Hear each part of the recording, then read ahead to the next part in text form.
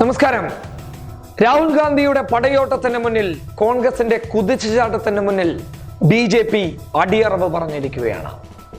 മൃഗത്തിന്റെ പേരിൽ മനുഷ്യനെ ഇല്ലാതെയാക്കിയപ്പോൾ, തീവ്രമായ ചിന്താഗതിയോടുകൂടി മനുഷ്യരെ നേരിട്ടപ്പോൾ, വർഗീയതയുടെയും മതത്തിന്റെയും ജാതിയുടെയും പേരിൽ മനുഷ്യനെ രണ്ടായി തരംതിരിച്ച് കാണാൻ നോക്കിയപ്പോൾ 2018 പൊതുജനം ജനാധിപത്യ രീതിയിൽ നല്ല മറുപടിയാണ് സംഘപരിവാറിന് നൽകിയിരിക്കുന്നത്. കണക്കുകളിലേക്ക് കടന്നുപോയാൽ വ്യക്തമാകുന്നത് ഇങ്ങനെയാണ്. രാജസ്ഥാനിൽ കോൺഗ്രസ് 2018 99 സീറ്റുകൾ നേടിയപ്പോൾ 2013 കോൺഗ്രസ് 21 സീറ്റാണ് രാജസ്ഥാനിൽ നേടിയിട്ടുള്ളത്. BJP 73 സീറ്റുകൾ 2018 രാജസ്ഥാനിൽ നേടിയപ്പോൾ 2013 BJP 163 സീറ്റ് എന്ന വലിയ ഭൂരിപക്ഷത്തിൽ അവിടെ 2013 രാജസ്ഥാനിൽ വിജയിക്കുകയുണ്ടായി. മറ്റുള്ളവർ 21 സീറ്റുകൾ ഈ തിരഞ്ഞെടുപ്പിൽ 2018 നേടിയപ്പോൾ, നേരെ മറിച്ച് 2013 മോദി തരംഗത്തിന്റെ സമയത്ത് 9 സീറ്റുകൾ മാത്രമാണ് മറ്റുള്ള രാഷ്ട്രീയ പാർട്ടികൾക്ക് നേടാൻ വേണ്ടി സാധിച്ചിട്ടുള്ളത്. BSP 6 സീറ്റ് 2018 നേടിയപ്പോൾ 2013 3 സീറ്റുകൾ മാത്രമാണ് BSPക്ക് മോദി തരംഗത്തിന്റെ സമയത്ത് നേടാൻ വേണ്ടി സാധിച്ചിട്ടുള്ളത്. നേരെ മറിച്ച് മധ്യപ്രദേശിലേക്ക് കടന്നു പോയാൽ ഇന്ത്യ രാജ്യം ഉറ്റുനോക്കിയ ഒരു തിരഞ്ഞെടുപ്പ് എന്ന് വേണം മധ്യപ്രദേശിനെ എടുത്തു പറയാൻ. മധ്യപ്രദേശിൽ 114 സീറ്റുകൾ 2018 കോൺഗ്രസ് നേടിയപ്പോൾ 2013 വലിയ പരാജയമാണ് കോൺഗ്രസ് നേരിട്ടത്. 58 സീറ്റുകൾ മാത്രമായിരുന്നു 2013 കോൺഗ്രസിന് നേടാൻ വേണ്ടി സാധിച്ചത്. എന്നാൽ BJPയുടെ കണക്കുകളാവട്ടെ 2018 100 കടന്നു എന്നുള്ളത് BJPക്ക് ഒരു ആശ്വാസം തന്നെയാണ്. അതായത് BJP 109 സീറ്റുകൾ 2018 നേടിയപ്പോൾ 165 സീറ്റുകളായിരുന്നു 2013 നേടിയിട്ടുള്ളത്. അതായത് ഒരു ഒറ്റകക്ഷി ഭരണത്തിന് 116 സീറ്റുകൾ വേണ്ടിയിരുന്ന സമയത്ത് കോൺഗ്രസിന് 114 സീറ്റുകൾ മാത്രമാണ് നേടാൻ വേണ്ടി സാധിച്ചിട്ടുള്ളത്. പക്ഷേ മറ്റുള്ളവരെയും കൂടി അവിടെ ഭരണം ഉണ്ടാക്കാൻ കോൺഗ്രസിന് സാധിക്കും. അതേഴ്സ് 4 സീറ്റുകളാണ് 2018 നേടിയെങ്കിൽ 2013 വലിയ മാറ്റങ്ങളൊന്നും ഉണ്ടായിരുന്നില്ലായിരുന്നു. മറ്റുള്ള ചെറു രാഷ്ട്രീയ പാർട്ടികൾ 2013 3 സീറ്റുകൾ അവിടെ നേടിയിട്ടുണ്ട്.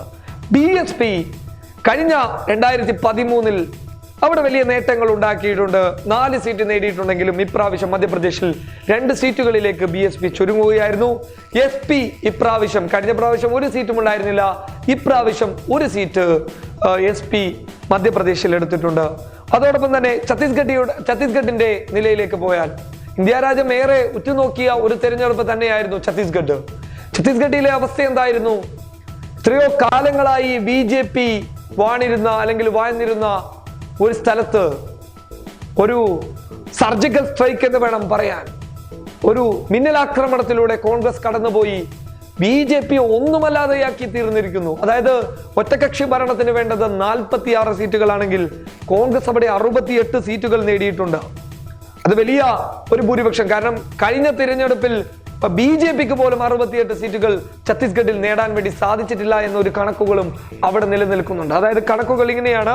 ഛത്തീസ്ഗഡിൽ 2018 68 സീറ്റ് നേടിയപ്പോൾ കോൺഗ്രസ് 2013 39 സീറ്റുകൾക്ക് പിന്നിലാവുകയായിരുന്നു. BJP 15 സീറ്റുകൾ മാത്രമാണ് 2018 നേടിയിട്ടുള്ളത്. 2013 49 സീറ്റുകൾ, അതേഴ്സ് 5 നേടി 2018.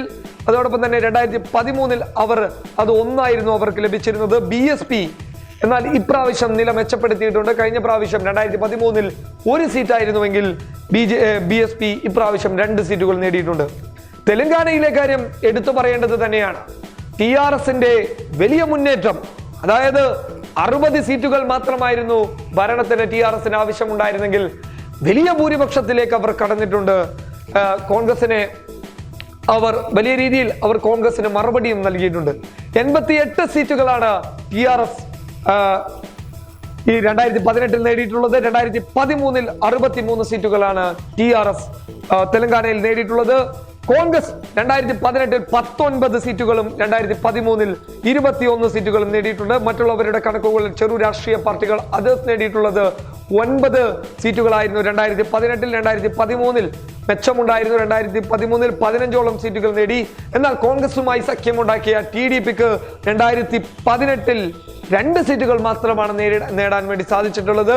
2013 15ഓളം വരുന്ന വലിയ സീറ്റുകൾ TDPക്ക് നേടാൻ വേണ്ടി സാധിച്ചിട്ടുണ്ട്. അത് TDPയുടെ ഒന്നെങ്കിൽ TDP വോട്ട് കോൺഗ്രസിന് മറച്ചു കൊടുത്തിട്ടുണ്ടാകാം 2018. അതുകൊണ്ടായിരിക്കാം ചിലപ്പോൾ കുത്തനെയുള്ള ഒരു ഇടിവ് TDPയുടെ കണക്കുകളിൽ വോട്ടുകളിൽ വരാനുള്ള കാരണമെന്ന് പറയാം. എന്നാൽ BJPയുടെ അവസ്ഥ മോദി തരംഗമുണ്ടാകുന്ന സമയത്ത് 5 സീറ്റുകൾ നേടാൻ വേണ്ടി സാധിച്ചിട്ടുണ്ടെങ്കിലും ഇപ്രാവശ്യം ഒറ്റ ഒരു സീറ്റിൽ BJPയെ അങ്ങ് വേണ്ട എന്ന് വെച്ചിരിക്കുകയാണ് തെലങ്കാനയിലെ നിവാസികൾ. അതൊക്കെ BJPയുടെ ഭരണവിരുദ്ധ അല്ലെങ്കിൽ ജനവിരുദ്ധ പരിഷ്കരണങ്ങൾക്ക് പൊതുജനം നൽകിയ ഒരു മറുപടി എന്ന് വേണം തെലങ്കാനയിലെ കണക്കുകൾ BJPക്ക് സൂചന നൽകുന്നത്.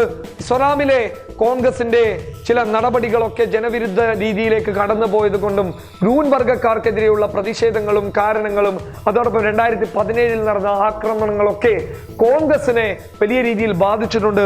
അതുകൊണ്ട് തന്നെ മിസോറാമിൽ ഉയർന്നു വന്ന മിസോറാം നാഷണൽ ഫ്രണ്ട് എന്ന് പറയുന്ന സംഘടന വലിയ രീതിയിലുള്ള മാറ്റങ്ങൾ അവിടെ ഉണ്ടാക്കി എന്ന് വേണം പറയാൻ. തീവ്രവാദ സംഘടനയായി അല്ലെങ്കിൽ ഒരു വലിയ രീതിയിലുള്ള ഒരു ഭീകരവാദ സംഘടനയിലേക്ക് MNFനെ തള്ളി മാറ്റുമ്പോഴും MNF വലിയ രീതിയിലുള്ള ഒരു മുൻതൂക്കമാണ് മിസോറാമിൽ കാണിച്ചിട്ടുള്ളത്. അത് എടുത്തു പറഞ്ഞില്ലെങ്കിൽ അത് എടുത്തു പറയേണ്ടത് തന്നെയാണ്. കാരണം MNF കഴിഞ്ഞ പ്രാവശ്യം 2013 5 സീറ്റുകൾ നേടി ഒന്നുമല്ലാതെയായിരുന്നു. 5 സീറ്റുകൾ നേടി ഒന്നുമല്ലാതെയായിരുന്നു. എന്നാൽ ഇപ്രാവശ്യം മിസോറാമിൽ 26 സീറ്റുകൾ മിസോറാം നാഷണൽ ഫ്രണ്ട് MNF നേടിയിട്ടുണ്ട്. കഴിഞ്ഞ പ്രാവശ്യം മറ്റുള്ളവർക്ക്, അതായത് മറ്റുള്ള രാഷ്ട്രീയ പാർട്ടികൾക്കൊന്നും അവർ വോട്ട് നൽകിയില്ല. കോൺഗ്രസിനെ മുന്നിലോട്ട് കൊണ്ടുവന്നിട്ടുണ്ടായിരുന്നു. പക്ഷേ 0 അവർ ഇപ്പോൾ നേടിയിട്ടുള്ളത്. 1 സീറ്റുകളും അവിടെ നേടിയിട്ടില്ല. അത് 8 സീറ്റുകൾ മാത്രമാണ് മിസോറാമിൽ നേടിയിട്ടുള്ളത്. കോൺഗ്രസ് വളരെ വ്യക്തമാകേണ്ടത് കോൺഗ്രസിന്റെ ഇപ്പോഴത്തെ നിലയാണ് അവിടെ. അതായത് വളരെ ചെറിയ രീതിയിലുള്ള ഒരു ഒരു നേട്ടത്തിലേക്കാണ് കോൺഗ്രസ് കൂപ്പുകുത്തിയിട്ടുള്ളത്. 5 സീറ്റുകളാണ് കണക്ക് കൂട്ടുന്നത്. 2013 കോൺഗ്രസ് MNFന് നൽകിയത് 5 സീറ്റാണെങ്കിൽ 2018 MNF കോൺഗ്രസിന് നൽകിയത് അതേ മറുപടിയാണ്, 5 സീറ്റുകൾ മാത്രമാണ്. BJPക്ക് ഇപ്രാവശ്യം മിസോറാമിൽ 1 സീറ്റ് ലഭിച്ചിട്ടുണ്ട് എന്നുള്ളത് വലിയ ആശ്വാസമാണ്. 2013 BJPക്ക് 1 സീറ്റും അവിടെ ലഭിച്ചിട്ടില്ല. കണക്കുകൾ സൂചിപ്പിക്കുന്നത് 2019 ലോക്സഭാ തിരഞ്ഞെടുപ്പ് തന്നെയാണ്. 2019 എന്ത് സംഭവിക്കുമെന്ന ഒരു കണക്ക് കൂട്ടലുകളൊക്കെ കണക്കിലേക്ക് കടന്നു വരുമ്പോൾ, വോട്ട് നിലയിലേക്ക് കടന്നു വരുമ്പോൾ മനസ്സിലാക്കുന്നത് BJPക്ക് ഒരു പരാജയം ഉണ്ടാകുമെന്നുള്ള സൂചനകളിലേക്കാണ് കടന്നു പോകുന്നത്. News desk public Kerala.